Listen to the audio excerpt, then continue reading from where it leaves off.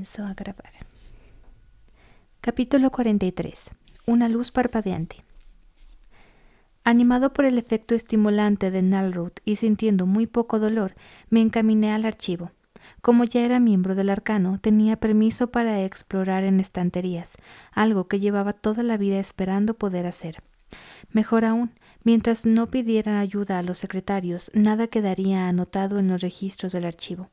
Eso significaba que podría buscar toda la información que quisiera sobre los Chandrian y los Amir, y nadie, ni siquiera Loren, tenía por qué saber de mis infantiles indagaciones. Entré en el archivo, iluminado con una luz rojiza, y encontré a Ambrose y a Fela sentados detrás del mostrador del vestíbulo, una suerte y una desgracia. Ambrose estaba inclinado hacia la joven, hablándole en voz baja. Ella tenía la mirada inconfundiblemente incómoda de una mujer que sabe lo inútil que resulta una negativa educada. Ambrose tenía una mano apoyada en la rodilla de Fela y el otro brazo sobre el respaldo de su silla, con la mano sobre su nuca. Pretendía parecer tierno y cariñoso, pero Fela estaba tensa como un ciervo asustado. La verdad es que Ambrose la estaba reteniendo, como cuando sujetas a un perro por el pescuezo para que no salga corriendo. La puerta se cerró con un ruido sordo detrás de mí. Fela levantó la cabeza, me miró y volvió a desviar la mirada, avergonzada del apuro en que se encontraba, como si ella hubiera hecho algo malo. Yo había visto muchas veces esa mirada en las calles de Tarbian. Despertó en mí una vieja ira. Por aquí andaré. Ah, está bien. Está bien de hoy. Me acerqué al mostrador, haciendo más ruido del necesario. En el otro extremo del mostrador había una pluma y un tintero, y una hoja de papel con algo escrito y llena de tachaduras. Por lo visto, Ambrose había estado intentando componer un poema. Llegué al final del mostrador y me quedé un momento allí plantado. Fela miraba a todas partes menos a mí y a Ambrose. Se rebullía en la silla, incómoda, pero era evidente que no quería montar una escena. Carraspé deliberadamente. Ambrose miró por encima del hombro con el ceño fruncido. «Qué inoportuno eres, Eilir. ¿No ves que desentonas? Vuelve más tarde». Giró de nuevo la cabeza, ignorándome. Di un resoplido y me incliné sobre el mostrador, estirando el cuello para leer lo que había escrito en la hoja del papel que Ambrose había dejado allí. Que yo desentono, por favor, pero si este verso tiene 13 sílabas. Di unos golpecitos con el dedo en la hoja, y no es verso yámbico. La verdad es que no sé si tiene alguna métrica. Ambrose giró la cabeza y me miró con irritación. Cuidado con lo que dices, Eilir. El día que te pida ayuda para componer un poema será el día en que tengas 2 horas libres, le interrumpí. 2 horas largas, y eso será solo para empezar. Así encuentra también el humilde tordo un suyo rumbo. Mira, no sé por dónde empezar a corregir eso. No se aguanta por ninguna parte. ¿Qué sabrás tú de poesía?, dijo Ambrose sin molestarse en girar la cabeza. Dios mío, ¿a quién le estás preguntando, pendejo?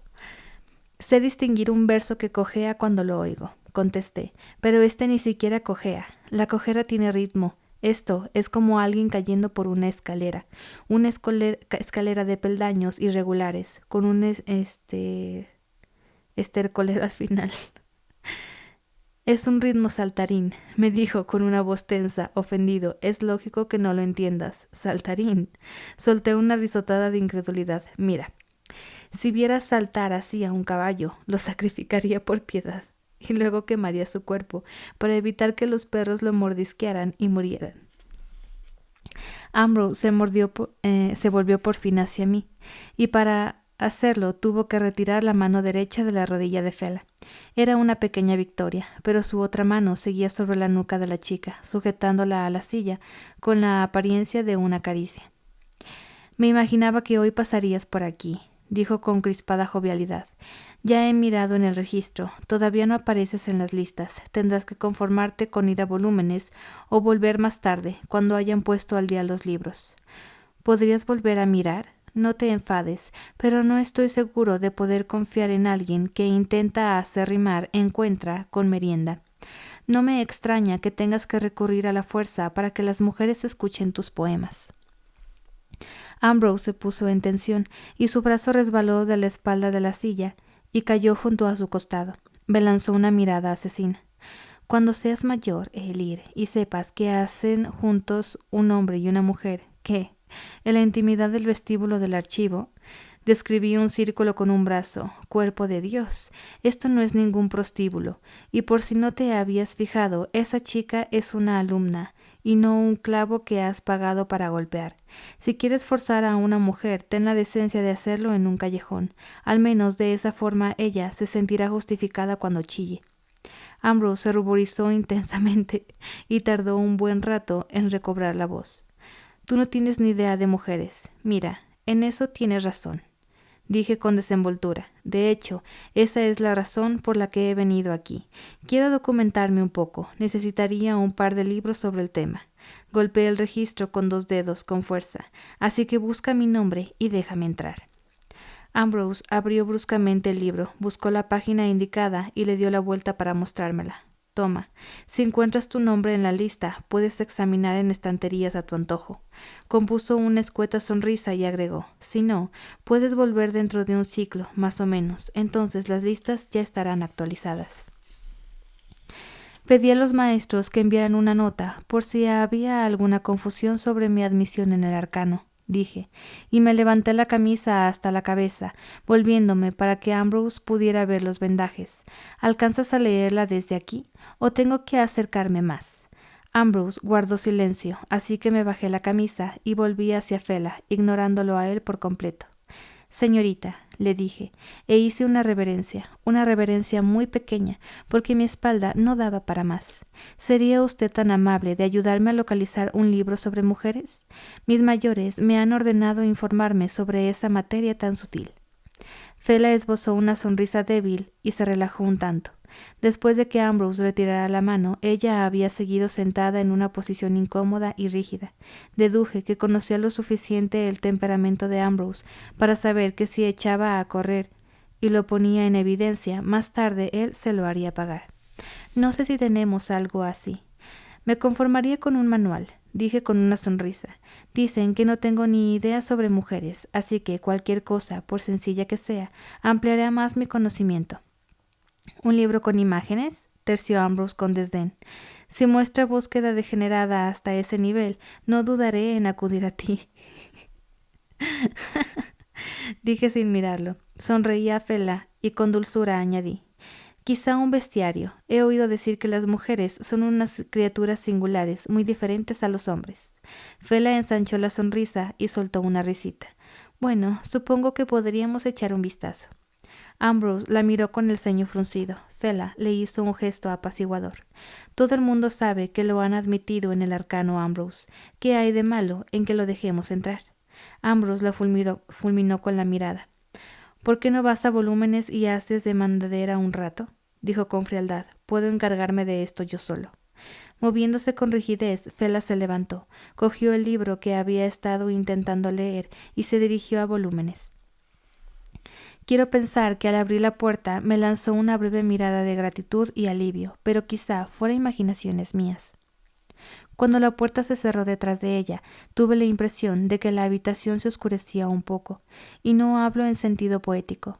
Me pareció que la luz perdía intensidad. Miré las lámparas simpáticas que estaban colgadas en las paredes y me pregunté qué pasaba.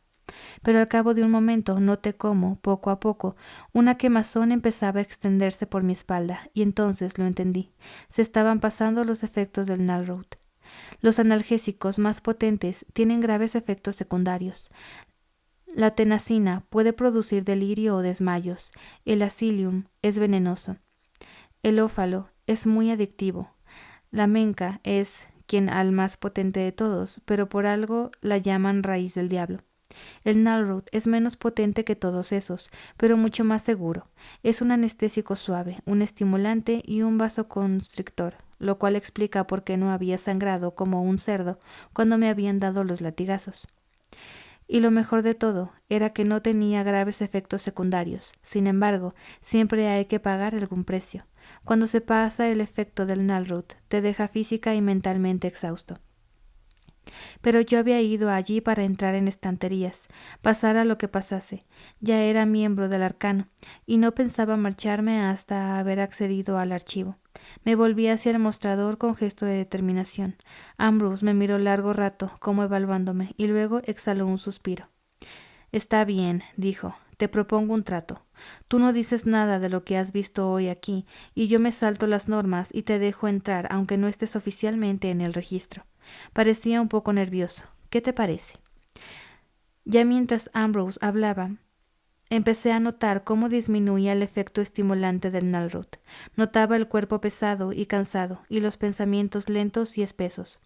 Levanté los brazos para frotarme la cara con las manos e hice una mueca de dolor, porque al moverlos se tensaron los puntos que tenía por toda la espalda.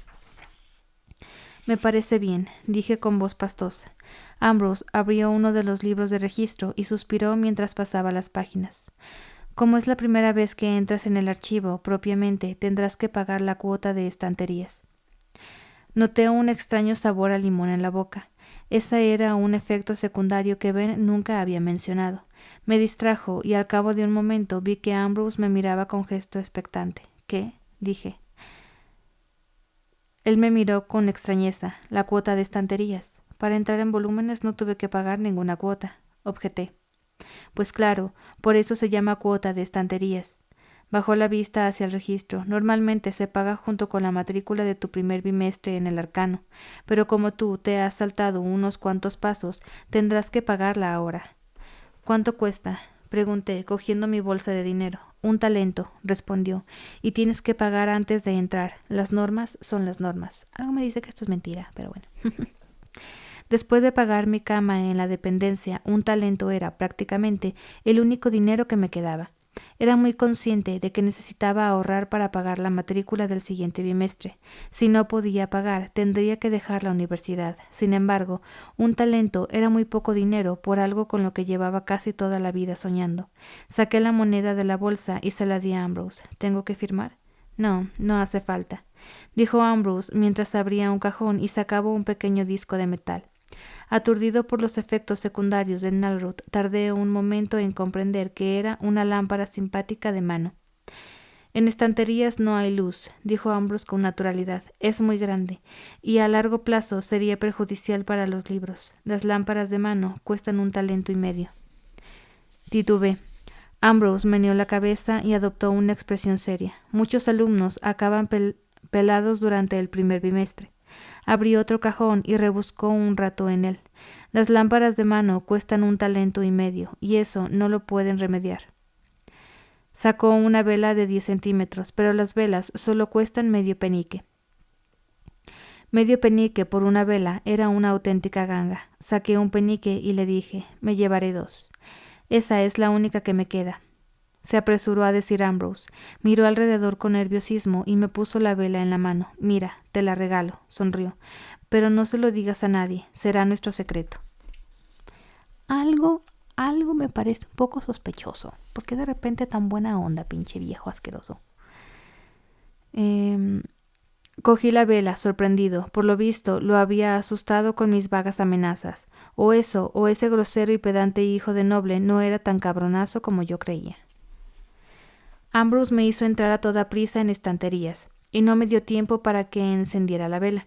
Cuando las puertas se cerraron detrás de mí, me encontré tan a oscuras como en el interior de un saco, con solo un débil rastro rojizo de luz simpática que se filtraba por el resquicio de la puerta que tenía a mis espaldas. Como no llevaba cerillas encima,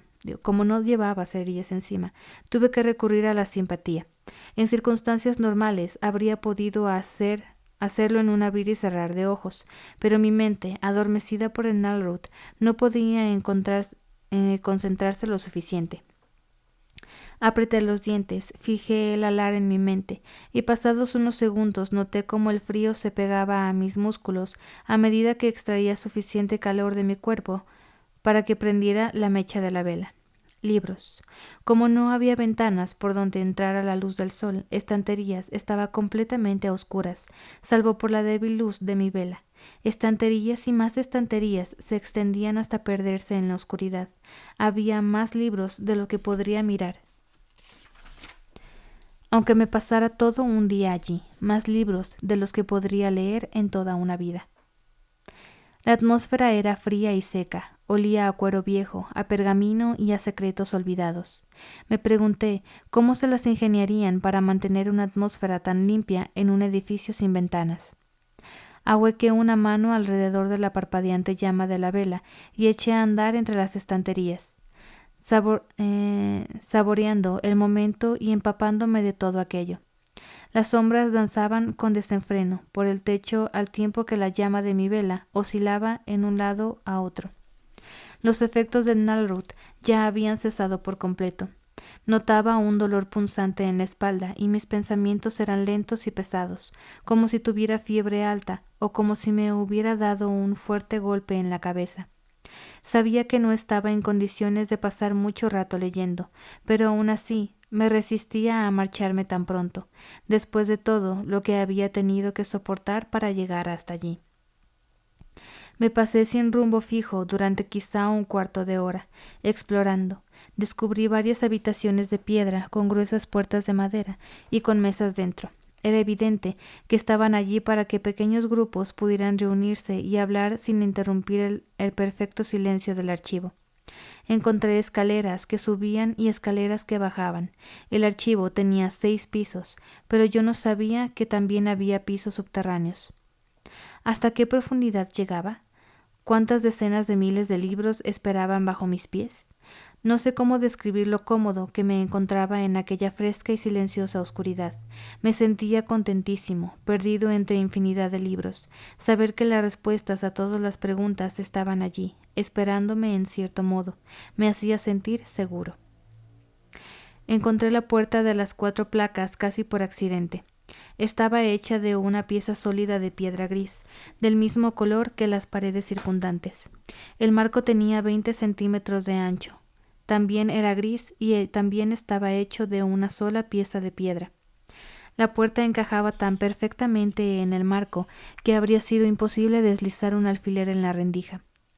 No tenía goznes, ni tirador, ni ventanas, ni panel deslizante. Lo único que se distinguía eran 4 duras placas de cobre. Estaban empotradas en la superficie de la puerta, que estaba empotrada en el marco, que estaba empotrado en la pared circundante.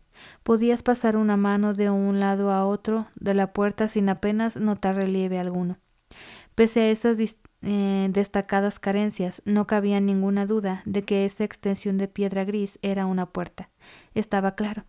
Cada placa de cobre tenía un agujero en el centro, y aunque esos agujeros no tenían una forma convencional, era evidente que se trataba de cerraduras. La puerta estaba quieta como una montaña, serena e indiferente, como el mar en un día sin viento. No era una puerta para abrirla, era una puerta para permanecer cerrada. En el centro estaban las impecables placas de cobre. Había una palabra cincelada en la piedra: Balaritas. En la universidad había otras puertas cerradas, lugares donde se guardaban objetos peligrosos, donde dormían viejos y olvidados secretos, silenciosos y ocultos, puertas que estaba prohibido abrir, puertas cuyos umbrales no cruzaba nadie, cuyas llaves se habían destruido o perdido, puertas que se cerraban ellas solas por la seguridad de todos. Pero ninguna podía compararse a la puerta de las 4 placas. Puse la palma de la mano sobre su superficie lisa y fría y empujé, con la absurda esperanza de que se abriera, pero era sólida e inconmovible, como un itinolito. Intenté mirar por los agujeros de las placas de cobre, pero no vi nada con la escasa luz de mi vela. Me moría de ganas de entrar. Seguramente revela un rasgo perverso de mi personalidad el que, aunque por fin me encontraba dentro del archivo, rodeado de infinidad de secretos, me sintiera atraído por la única puerta cerrada que había encontrado. Quizás sea propio de la naturaleza humana buscar cosas ocultas. Quizás sea simplemente propio de mi naturaleza. Entonces vi la luz roja y constante de una lámpara simpática acercándose entre las estanterías. Era la primera señal que veía de que había otros alumnos en el archivo. Di unos pasos hacia atrás y esperé para preguntarle a la persona que venía qué había detrás de esa puerta, y qué significaba Valaritas. La luz roja aumentó y vi a 2 secretarios que doblaban una esquina. Se detuvieron y entonces uno de ellos corrió hacia donde estaba yo y me arrebató la vela, derramando cera caliente en mis manos al apagarla. Si yo hubiera llevado en la mano una cabeza recién cortada, creo que el secretario no se habría mostrado más horrorizado. «¿Qué haces aquí con una vela encendida?», me preguntó con un susurro, más intenso que jamás había oído. Bajó la voz y agitó la vela apagada ante mi cara. «Por el cuerpo calcinado de Dios, ¿qué demonios te pasa?». Me froté la cara caliente del dorso de la mano. Traté de pensar con claridad en medio de la niebla del dolor y agotamiento. Claro, pensé, y recordé la sonrisa de Ambrose al poner la vela en las manos y hacerme entrar a toda prisa en estanterías. Nuestro secreto, claro, qué tonto había sido. Uno de los secretarios me sacó de estanterías mientras el otro iba a buscar al maestro Loren. Cuando salimos al vestíbulo, Ambrose puso cara de desconcierto y conmoción. Exageró mucho su interpretación, pero logró convencer al secretario que me acompañaba. «¿Qué hace ese aquí?». «Lo hemos encontrado paseándose», explicó el secretario, «con una vela». «¿Qué?». Ambrose parecía horrorizado.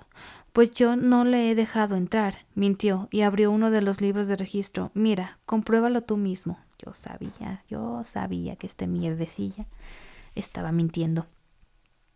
Antes de que pudiéramos decir nada más, Loren irrumpió en el vestíbulo. Su semblante, normalmente plácido, reflejaba dureza y ferocidad.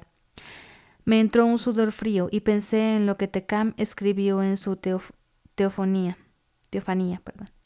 Todo hombre sabio teme 3 cosas: la tormenta en el mar, la noche sin luna y la ira de un hombre amable. Loren se acercó al mostrador. «Explícate», le dijo con rabia contenida al secretario que tenía más cerca. «Micah y yo hemos visto una luz parpadeante en estanterías y hemos ido a ver si alguien tenía problemas con su lámpara. Lo hemos encontrado cerca de la escalera sudoeste con esto». El secretario levantó la vela. Le tembló un poco la mano bajo la furiosa mirada de Loren. Loren se volvió hacia el mostrador, tras el que estaba Ambrose. «¿Cómo ha podido pasar esto, Relar?». Ambrose levantó ambas manos en un gesto de impotencia.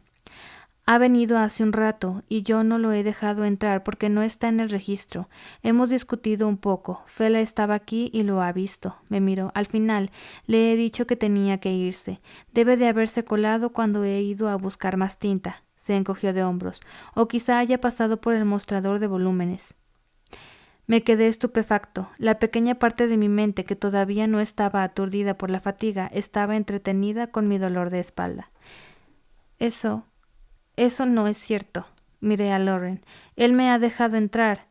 Le ha ordenado a Fela que se marchara y me ha dejado entrar». «¿Qué?». Ambrose me miró boquiabierto en un momento. Se había quedado sin habla. Pese a lo mal que me caía, tengo que reconocer que hizo una interpretación magistral. «¿Por qué demonios iba a hacer eso?». «Porque te he puesto en evidencia delante de Fela», contesté, «y también me ha vendido la vela». Sacudí la cabeza tratando de aclarar mis ideas. «No, me la ha regalado». Ambrose seguía poniendo cara de perplejidad. «Mírelo», rió. «Ese gallito está borracho o drogado». «Me acaban de azotar», protesté. Mi voz sonó estridente en mis propios oídos. «Basta», gritó Loren, cerniéndose sobre nosotros como una columna de ira. Al oírlo, los secretarios palidecieron. Loren se apartó de mí e hizo un breve gesto de desdén en dirección al mostrador. «Relar Ambrose queda formalmente acusado de negligencia en el deber». «¿Cómo?». Esa vez la indignación de Ambrose no era fingida. Loren lo miró con el ceño fruncido y Ambrose cerró la boca. El maestro se volvió hacia mí y dijo: «Elir Booth, le queda vedada la entrada en el archivo». Hizo un ademán con la mano extendida, como si cortara el aire. Intenté decir algo en mi defensa. «Maestro, yo no pretendía». Loren se volvió bruscamente hacia mí. Su expresión, por lo habitual tan calmada, reflejaba una ira tan fría y tan terrible que sin querer di un paso hacia atrás. «¿Qué no pretendías?», dijo. «No me interesan tus intenciones, Elir Booth. Ni si estabas equivocado o no. Lo único que importan son los hechos. Tu mano sujetaba la vela encendida. Tú eres el responsable. Esa es la lección que deben aprender los adultos». Me miré los pies y desesperado intenté dar con algo que decir, alguna prueba que ofrecer. Mi fangoso cerebro todavía intentaba encontrar una solución cuando Lauren salió a grandes zancadas del vestíbulo. No entiendo por qué tienen que castigarme por su estupidez, refunfuñó Ambrose dirigiéndose a los otros secretarios, mientras yo me encaminaba aturdido hacia la puerta. Cometí el error de darle la vuelta y mirarlo. Tenía una expresión seria, cuidadosamente controlada, pero en sus ojos se adivinaba la risa. La verdad, chico, me dijo, no sé en qué estarías pensando. Un miembro del Arcano debería tener más sentido común. Fui a la cantina caminando pesadamente. Los engranajes de mi pensamiento giraban despacio. Puse mi vale de comidas en una de las bandejas de latón y me serví una ración de pudín, una salchicha y judías, que nunca faltaban. Miré sin ánimo alrededor de la habitación hasta que vi a Simon y a Manette sentados donde siempre, en el rincón noroeste de la sala. Atraje muchas miradas mientras me dirigía hacia la mesa. Es lógico, pues había apenas 2 horas estaba atado a un poste y me estaban azotando públicamente. Oí a alguien susurrar: «No ha sangrado cuando le han dado los latigazos. Lo he visto con mis propios ojos, ni una sola gota». Lo que había hecho que no sangrara era el Nalroth, por supuesto. En su momento me había parecido muy buena idea. Ahora, en cambio, parecía nimia y estúpida. Ambrose no habría conseguido engañarme tan fácilmente si mi carácter desconfiado por naturaleza no hubiera estado adormecido. Si hubiera estado en pleno uso de mis facultades, estoy seguro de que habría encontrado la forma de explicarle lo ocurrido a Lauren. Mientras me dirigía al rincón de la sala, comprendí la situación. Había cambiado mi acceso al archivo por un poco de notoriedad. Sin embargo, lo único que podía hacer era poner en mal tiempo buena cara. Si lo único que me quedaba después de ese ¡Ay, Dios! Escuché un ruido extraño. Después de ese debacle era un poco de fama. Tendría que hacer todo lo posible por conservarla. Cuadré los hombros mientras caminaba hacia donde estaba Simon y Manette y puse mi bandeja en la mesa. «La cuota de estanterías no existe, ¿verdad?», pregunté en voz baja, al mismo tiempo que me sentaba tratando de no hacer muecas de dolor. Sim me miró sin comprender. «¿Cuota de estanterías?». Manette rió sobre su cuenco de judías.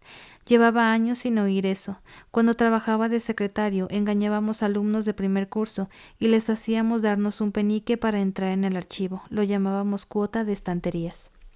Sim le lanzó una mirada de desaprobación. «Eso está muy mal hecho». Manette levantó ambas manos en un ademán defensivo.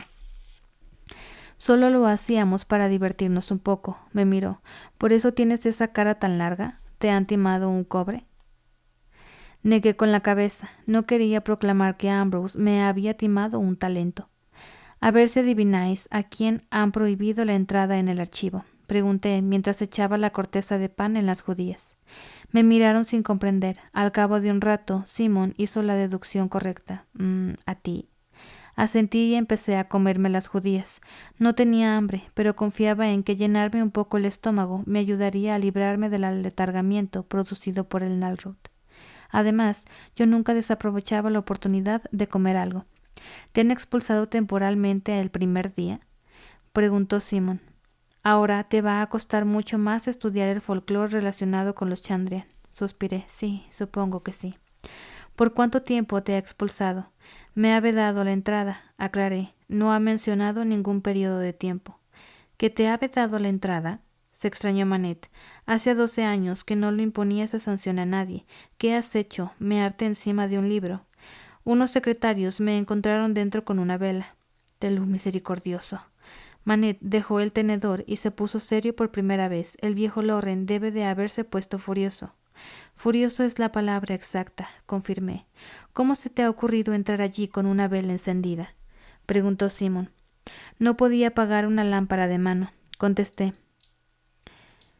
«El secretario que estaba en el mostrador me dio una vela». «No puede ser», dijo Sim. «Ningún Espera un momento», lo cortó Manette. «¿Era un tipo moreno, bien vestido, con cara de malas pulgas?», frunció exagerando el ceño. Asentí cansinamente. «Sí, Ambrose. Nos conocimos ayer. Empezamos con mal pie». «No es fácil evitarlo», dijo Manette en voz baja y echando un vistazo a los alumnos que estaban sentados alrededor de nosotros. Me fijé en que más de uno estaba escuchando con disimulo nuestra conversación. Se nos pasó a advertirte que no debías acercarte a él, añadió. Madre de Dios, dijo Simon, de todas las personas con las que no te conviene estar a malas. Pues ya estoy a malas, dije. Empezaba a encontrarme un poco mejor. Ya no me sentía tan cansado ni notaba la cabeza llena de algodón. O se estaban pasando los efectos secundarios del Nalrut, o la rabia estaba disipando poco a poco la neblina del agotamiento.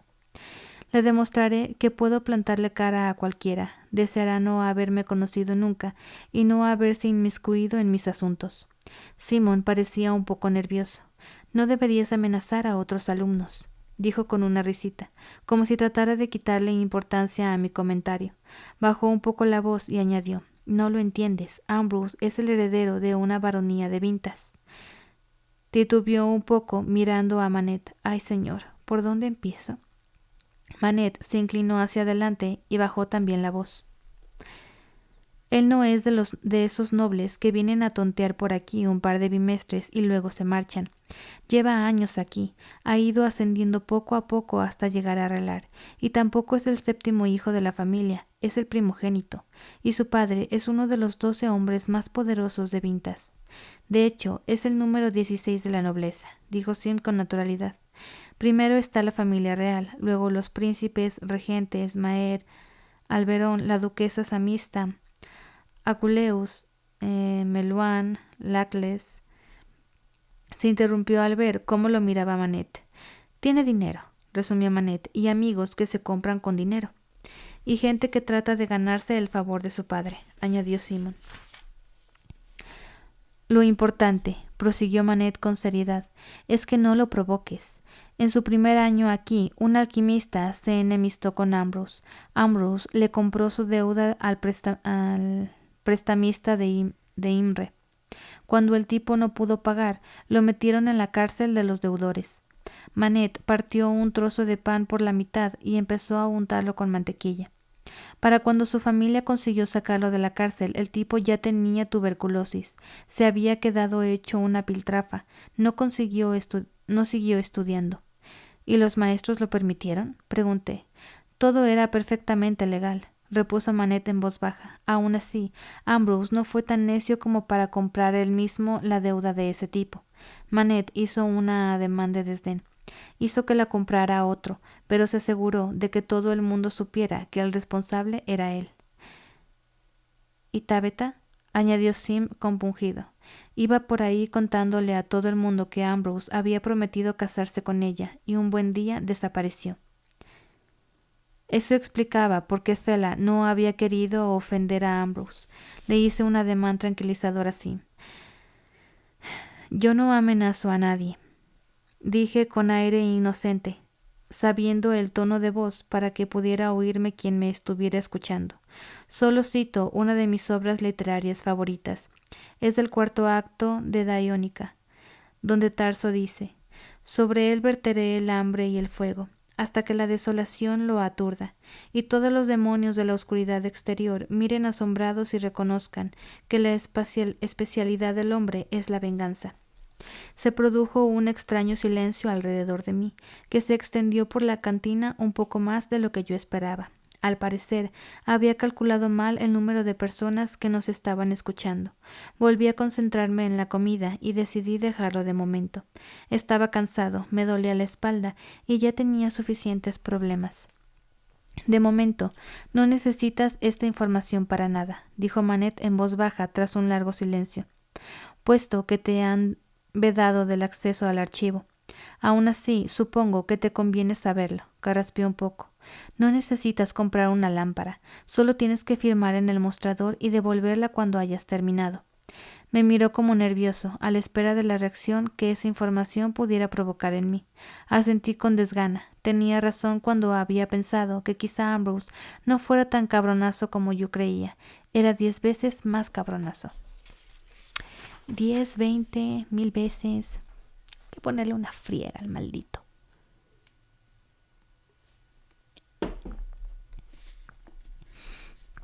Capítulo 44. El cristal ardiente. La factoría era un grupo de reggaetón de los 90. La factoría era donde se hacía la mayoría de los trabajos manuales de la universidad. En el edificio había talleres de sopladores de vidrio, de carpinteros, alfareros y cristaleros. También había una forja y una fundición que habría sido la envidia de cualquier metalúrgico. El taller de Kilvin se encontraba en la artefactoría, comúnmente llamada la factoría. Era tan grande como un granero y albergaba como mínimo 2 docenas de mesas de trabajo de madera gruesas, todas ellas cubiertas de innumerables e indescriptibles herramientas y proyectos en ejecución. El taller era el corazón de la factoría y Kilvin era el corazón del taller. Cuando llegué, Kilvin estaba doblando una barra retorcida de hierro para darle forma más deseable. Al verme, dejó la barra firmemente sujeta con unas braseras a la mesa y fue a recibirme, limpiándose las manos en la camisa. Me miró con ojo crítico. ¿Te encuentras bien, Elirkwood? Yo había estado paseando y había buscado un poco de corteza de sauce para mascar. Todavía me dolía y picaba la espalda, pero el dolor era soportable. Sí, maestro Kilvin. El maestro asintió. Estupendo. Los jóvenes de tu edad no deben preocuparse por esas nimiedades. Pronto volverás a estar fuerte como una roca. Estaba pensando una respuesta educada cuando me llamó la atención algo que había sobre nuestras cabezas. Kilvin siguió la dirección de mi mirada. Al ver lo que yo estaba mirando, una sonrisa iluminó su enorme y barbuda cara. Ah, dijo con orgullo paternal, mis pequeñas. Había medio centenar de esferas de cristal colgadas con cadenas de las altas vigas del taller. Eran de diferentes tamaños, aunque ninguna superaba el de la cabeza de un hombre, y ardían. Al ver mi expresión, Kilvin me hizo una seña. Ven. Me guió hacia una angosta escalera de hierro forjado. Una vez arriba, pasamos por una serie de estrechas pasarelas de hierro, a 8 metros del suelo, que serpenteaban entre las gruesas vigas que sostenían el tejado. Tras recorrer el laberinto de madera y hierro, llegamos a la hilera de esferas de cristal colgantes con fuego en el interior. Son mis lámparas, dijo Kilvin señalándolas. Entonces entendí qué eran. Unas estaban llenas de líquido y mecha, como las lámparas normales, pero la mayoría eran muy extrañas. Una solo contenía un humo gris y burbujeante que parpadeaba esporádicamente. Otra esfera contenía una mecha que colgaba de un hilo de plata y quedaba suspendida en el aire y ardía en una llama blanca e inmóvil, pese a la aparente ausencia de combustible. Otras 2 colgaban lado a lado, eran gemelas, salvo que una tenía la llama azul y la otra de color naranja intenso. Unas eran pequeñas como ciruelas y otras grandes como melones. En una había una cosa que parecía un trozo de carbón negro y un pedazo de tiza blanca, y del sitio donde las 2 piezas se juntaban salía ardiendo en todas direcciones una inmensa llamarada roja. Kilvin me dejó contemplarlas largo rato y luego nos acercamos más. Los Sealdaros tienen leyendas de lámparas perpetuas. Creo que hubo un tiempo que eso estaba dentro del alcance de nuestro arte. Llevo 10 años buscando. He fabricado muchas lámparas. Dina, usted me gusta, pero no es un simple gusto como el café por la mañana, no como una puesta de sol en el horizonte. Me gusta, no de solo un momento. Usted no es un instante. Usted me gusta como para 2 o 3 eternidades. ¡Ay, pinche Dina! Continúo. Algunas son muy buenas y arden mucho tiempo, me miró, pero ninguna es eterna. Caminó por la pasarela y señaló una de las esferas colgantes. ¿Conoces esa, Elirkwood? Dentro solo había un trocito de cera de color verde grisáceo que ardía con una llama del mismo color. Negué con la cabeza. Deberías conocerla. Sal blanca de litio. Se me ocurrió 3 siglos antes de que llegaras tú. De momento funciona bien. Lleva 24 días encendida y espero que siga así mucho más. Me miró. Me sorprendió que se te ocurriera, porque yo tardé 10 años en tener esa idea. Tu segunda sugerencia, la del aceite de sodio, no fue tan buena. Lo intenté hace años. Duró 11 días. Siguió hasta el final de la hilera y señaló la esfera vacía, con la llama blanca e inmóvil. 70 días, dijo con orgullo, pero no espero que esa sea la definitiva, porque la esperanza es un juego estúpido. Aun así, si sigue ardiendo 6 días más, será la mejor lámpara que haya fabricado en estos 10 años. Se quedó un rato mirándola con una extraña expresión de indulgencia, pero no depositó en ella excesivas esperanzas. Dijo con decisión: fabrico nuevas lámparas y tomo mis mediciones. Esa es la única forma de progresar. Me guió en silencio hasta la planta baja del taller. Una vez allí, se volvió hacia mí y dijo con tono imperioso: manos. Alzó sus enormes manos, expectante. Como no sabía qué quería, levanté las manos. Él me las cogió con una suavidad sorprendente, les dio la vuelta y las examinó. «Tienes manos de Ciáldaro», dijo con elogioso resentimiento. Me mostró las suyas. Tenía los dedos gruesos y las palmas anchas. Las cerró formando 2 puños que parecían masas. Mis manos tardaron muchos años en aprender a ser manos de Ciáldaro. Eres afortunado. Trabajarás aquí. La dio la cabeza con gesto inquisitivo, y ese gesto fue lo único que convirtió su afirmación, un tanto brusca, en una invitación. Oh, sí, es decir, gracias, señor.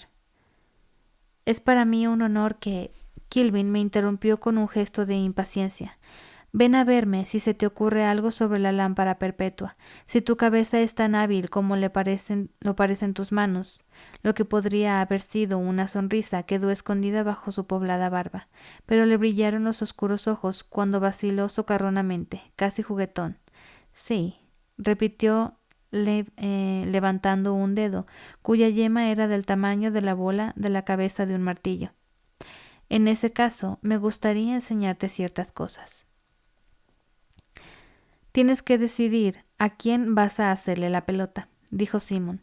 Para que te asciendan a relar, tienes que tener a un maestro de padrino.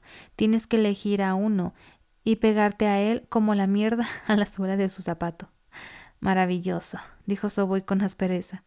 Soboy, Willem, Simon y yo estábamos sentados a una mesa apartada del fondo de Ankers, aislados de los clientes de la noche de abatida, que llenaban el local con el continuo rugido de su conversación.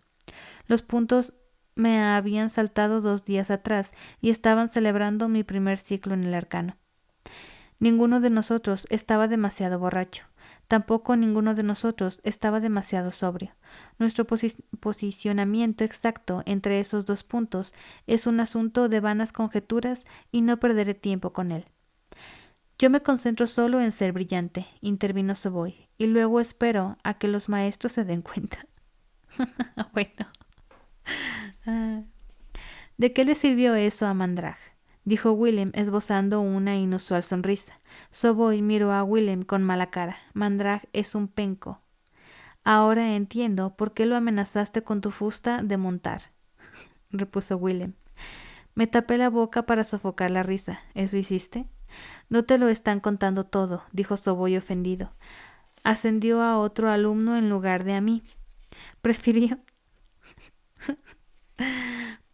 dejarme a mí, tal como estaba, para poder utilizarme como aprendiz, en lugar de ascenderme a relar. Y tú lo amenazaste con la fusta. Discutimos, dijo Soboy con calma, y resultó que tenía la fusta en la mano. La blandiste contra él, insistió Willem. Venía de montar, dijo Soboy acaloradamente. Si antes de la clase hubiera estado en un prostíbulo y hubiera enarbolado un corsé ante él, nadie le habría dado importancia. Hubo un momento de silencio en nuestra mesa. No quiero ni imaginármelo, dijo Simon, y se puso a reír a carcajadas con Willem. Soboy reprimió una sonrisa y me miró. Sim, tienes razón en una cosa. Deberías concentrar tus esfuerzos en una asignatura. Si no, te pasará como a Manet, el eterno Elir. Se levantó y se arregló la ropa. Bueno, ¿qué tal estoy? En sentido estricto, Soboy no iba vestido a la moda, pues seguía el estilo de Modegán y no el local. Pero no podía negarse que le sentaba bien los colores tenues de sus prendas de seda y de ante. ¿Qué más da?, preguntó Willem. ¿Acaso piensas invitar a Sim a salir contigo? Soboy sonrió. Desgraciadamente, tengo que dejaros. Tengo una cita con una dama, y dudo mucho que esta noche nos acerquemos por esta zona de la ciudad. No nos habías dicho que tenías una cita, protestó Sim. Si somos solo 3, no podemos jugar a esquinas. En realidad, era una concesión que Soboy estuviera allí con nosotros. Había resoplado un poco al entrar en la taberna que habíamos elegido Will y Sim. Que habían elegido, perdón.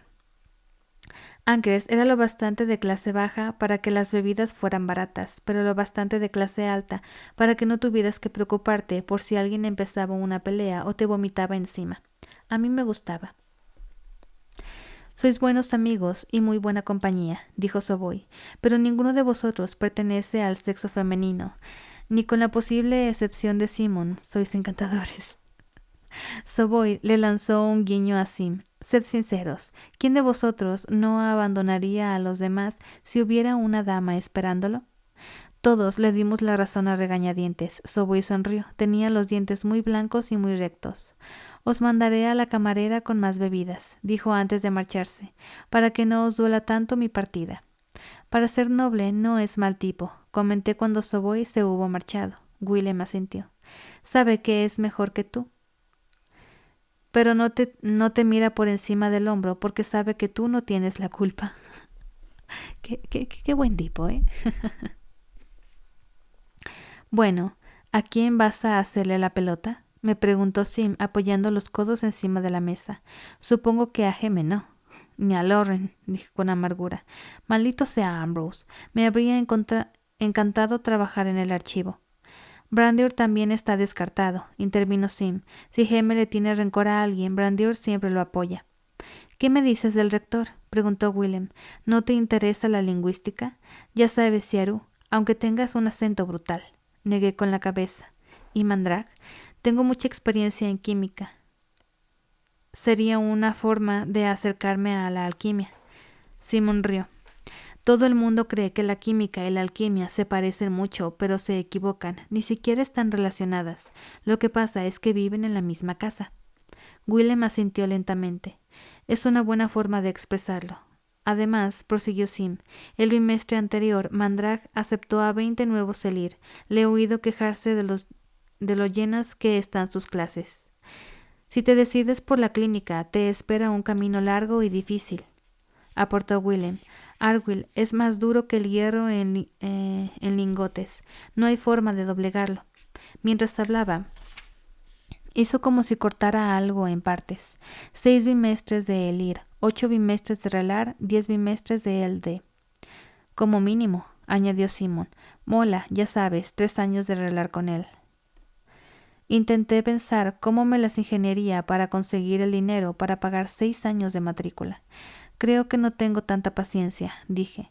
Llegó la camarera con una bandeja de bebidas. La taberna todavía no estaba llena, así que la joven no había tenido que correr mucho y solo se le habían coloreado un poco las mejillas.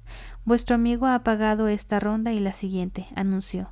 Cada vez me cae mejor Soboy, dijo Willem. Pero, dijo la camarera poniendo la bebida de Will fuera de su alcance, no ha pagado por ponerme la mano en el trasero. Nos miró a los ojos uno por uno. Espero que entre los 3 saldéis esa deuda antes de marcharos. Sí, balbuceó una disculpa. Él no quería. Es su cultura, esas cosas se consideran muy normales. La muchacha puso los ojos en blanco y su expresión se suavizó. Pues en esta cultura una propina generosa se acepta como disculpa. Le acercó la bebida a Will y se dio la vuelta, apoyando la bandeja vacía en su cadera. La vimos marchar. Cada uno de nosotros pensó lo que quiso en privado. Me he fijado en que Soboy volvía a llevar sus anillos, comenté al cabo de un rato. Anoche jugó una brillante partida de basat, dijo Simon. Consiguió 6 dobles seguidos e hizo saltar la banca. Yo golpearía. ¿Qué golpearías, Dina?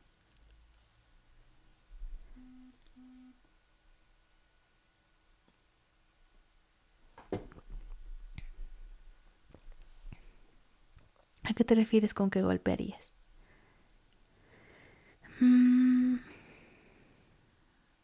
Al cabrón que por tocarle el poto.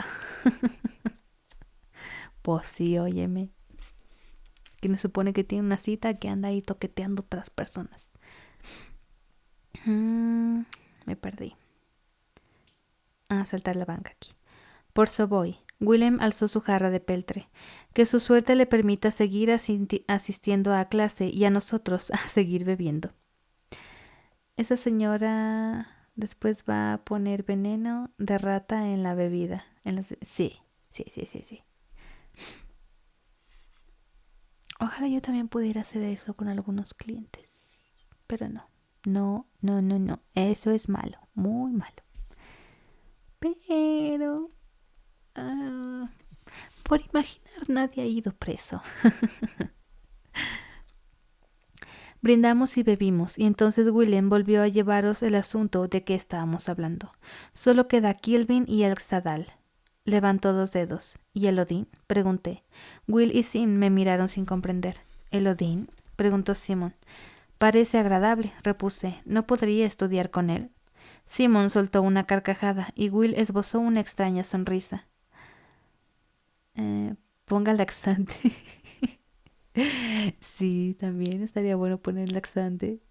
No, porque luego van a ensuciar el baño y me va a tocar limpiarlo. No, qué asco. ¿Puedo hacer una pregunta? Sí, va. Del que es transparente. Chinga. ¿Tú cómo sabes de laxantes?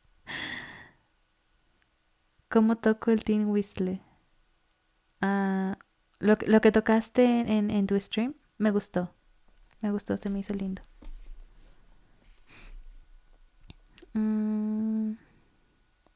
El Odín no enseña nada, me explicó Sim, salvo quizá excentricidad avanzada. Tiene que enseñar algo, protesté. Es maestro, ¿no? Sim tiene razón. El Odín está inflado. Will se dio unos golpecitos en la sien. Chiflado, lo corrigió Simon. Chiflado, repitió Will. Sí, parece un poco raro, admití. Veo que captas las cosas deprisa, dijo Willem con aspereza. No me extraña que hayas logrado entrar tan joven en el arcano. ¿Qué dices? Alguien le tocó el culo a mi hermana. Gracias. Me lo agarré en el baño mientras que... ¿Qué? Querida, no manches. No, pues sí lo agarraste en un momento muy vulnerable.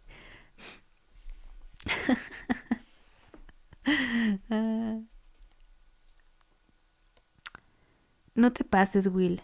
Quoth solo lleva un ciclo aquí. Simon se volvió hacia mí. Elodín era rector hace unos 5 años.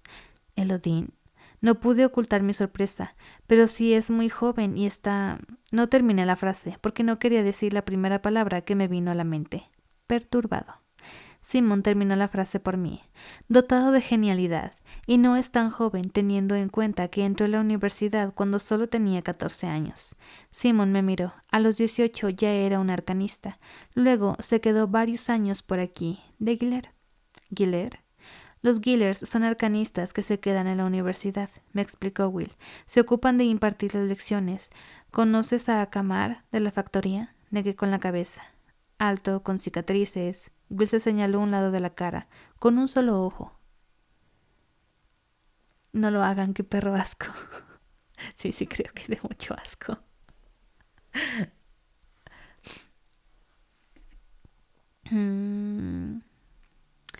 Entonces asentí con gravedad. Resultaba difícil no fijarse en Camar.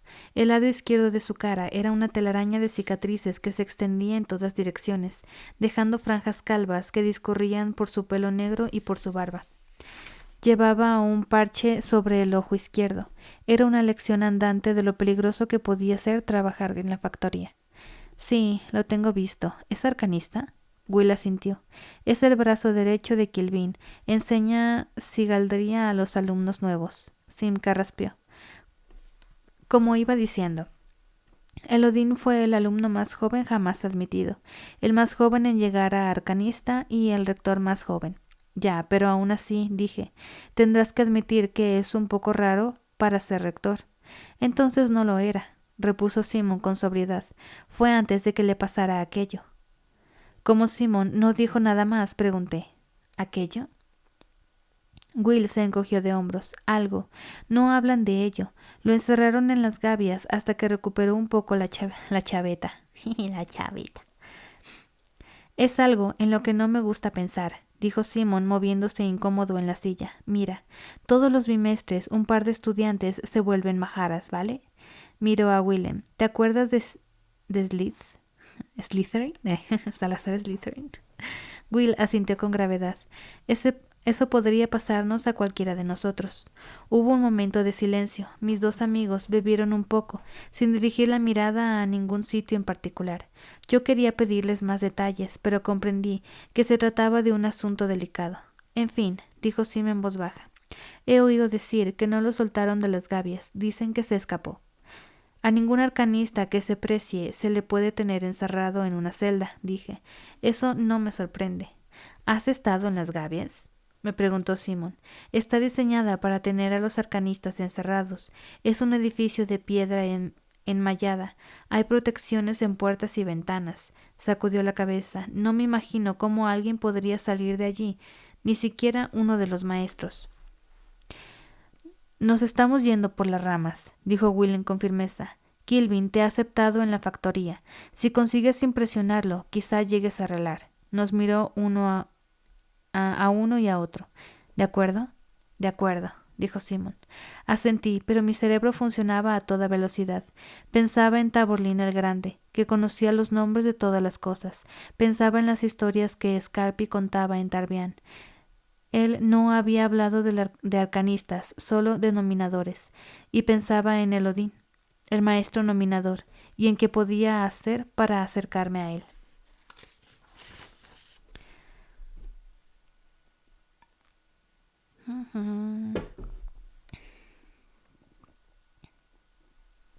A ver, este cortito. Capítulo 45. Interludio. Cuentos de taberna. Quoth hizo una señal y Cronista limpió el plumín de su pluma y sacudió la mano. Bast se desesperezó aparatosamente sin levantarse de la silla y estirando los brazos por detrás del respaldo. Casi había olvidado lo deprisa que pasó todo, caviló Quoth. Esas fueron, seguramente, las primeras historias que se contaron de mí. En la universidad todavía siguen contándolas, dijo Cronista. He oído 3 versiones diferentes de esa clase que diste, y también de los latigazos. ¿Fue entonces cuando empezaron a llamarte Quoth el sin sangre? Quoth asintió. Es probable. Ya que preguntamos, Reshi, dijo Bast tímidamente, me preguntaba, ¿por qué no fuiste a buscar a Scarpi? ¿Qué querías que hiciera Bast? ¿Que me tiznara la cara con hollín y que protagonizara un audaz rescate nocturno? Quoth soltó una risita. Lo había detenido por hereje. Lo único que podía hacer yo era confiar en que fuera verdad que tenía amigos en la iglesia. Quoth inspiró hondo y suspiró. Pero la razón más sencilla es la menos satisfactoria, supongo. La verdad es esta. Yo no vivía en un cuento. Perdona, pero no te entiendo, Reshi, dijo Bast, desconcertado. Piensa en todas las historias que has oído, Bast. Tienen a un muchacho, el héroe, asesinan a sus padres, el muchacho decide vengarse. ¿Qué pasa después? Bast titubeó. Cronista se le adelantó y contestó. Encuentra ayuda, una ardilla que habla, un espadachín viejo y borracho, un ermitaño loco que vive en el bosque, algo así. Quoth asintió. Exacto. Encuentra al ermitaño loco del bosque, demuestra su valía y aprende los nombres de todas las cosas, igual que Taborlin el Grande. Luego, cuando ya domina esta poderosa magia, ¿qué hace? Cronista se encogió de hombros. Encuentra a los villanos y los mata. Por supuesto, dijo Quoth grandiosamente. Limpio, rápido y fácil como mentir. Sabemos cómo termina antes de que empiece. Por eso nos gustan las historias. Nos ofrecen la claridad y la sencillez de que carece nuestra vida real. Quoth se inclinó hacia adelante. Si esto fuera un cuento de taberna lleno de medias verdades y de aventuras absurdas, os contaría que en la universidad fui un alumno muy aplicado, que aprendí el cambiante nombre del viento y que me vengué de los Chandrian. Quoth chasqueó los dedos, así de sencillo. Pero si bien esa sería una historia entretenida, no sería la verdad. La verdad es esta. Había llorado la muerte de mis padres durante 3 años y el dolor había quedado reducido a una sorda molestia. Quoth hizo un ademán conciliador y esbozó una tensa sonrisa. No voy a mentiros, había veces a altas horas de la noche, cuando estaba acostado, insomne y desesperadamente solo en mi camastro de las dependencias, en que me asaltaba una pena tan infinita y vacía que creía que me asfixiaría. Había veces en que veía a una mujer con su pequeño en brazos, o a un padre riendo con su hijo, y ardía en mí una llama de ira, furiosa por el recuerdo de la sangre y el olor a pelo quemado. Quoth se encogió de hombros. Pero en mi vida había otras cosas, además de venganza. Tenía obstáculos muy reales que superar. Mi pobreza, mi humilde cuna, mis enemigos de la universidad eran más peligrosos para mí que los Chandler. Le hizo una seña a Cronista para que cogiera la pluma. Pese a todo eso, comprobaremos que hasta las historias más fantasiosas esconden una pizca de verdad, porque es verdad que encontré algo muy parecido al ermitaño loco del bosque. Quoth sonrió, y estaba decidido a aprender el nombre del viento. A ver, ¿qué tan largo está este capítulo? Ok, este está más extenso. Entonces creo que hasta aquí le voy a dejar por hoy porque ya me cansé. Leí creo que 3 capítulos, ¿no? Algo así.